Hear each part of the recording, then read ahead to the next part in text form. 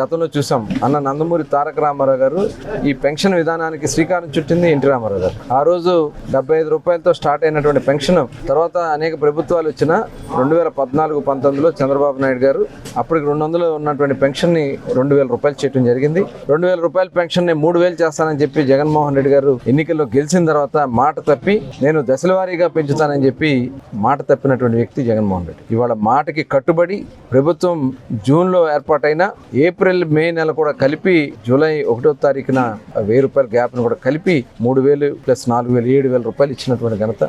ఇవాళ ఒక వితంతువులకి వృద్ధులకే కాకుండా వికలాంగులకి 6000 రూపాయలు పెన్షన్ పెంచడం జరిగింది. అదేవిధంగా క్రానిక్ డిసీజ్ ఉన్న వాళ్ళకి అటు ఎయిడ్స్ కానీ లేకపోతే కిడ్నీ ప్రాబ్లం కానీ ఉన్న వాళ్ళకి 10,000 రూపాయలు ఇస్తా ఉన్నారు. అదే కాకుండా ఇవాళ 100% డిజేబిలిటీ ఉంటే 15,000 రూపాయలు ఇస్తా ఉంది ప్రభుత్వం.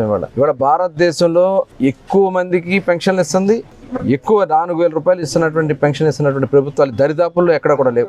100లో ఉంది పెన్షన్. ఒక్క హర్యానాలో మాత్రమే 2,000 రూపాయలు ఇస్తున్నారు. అది కూడా నెంబర్ చాలా తక్కువ.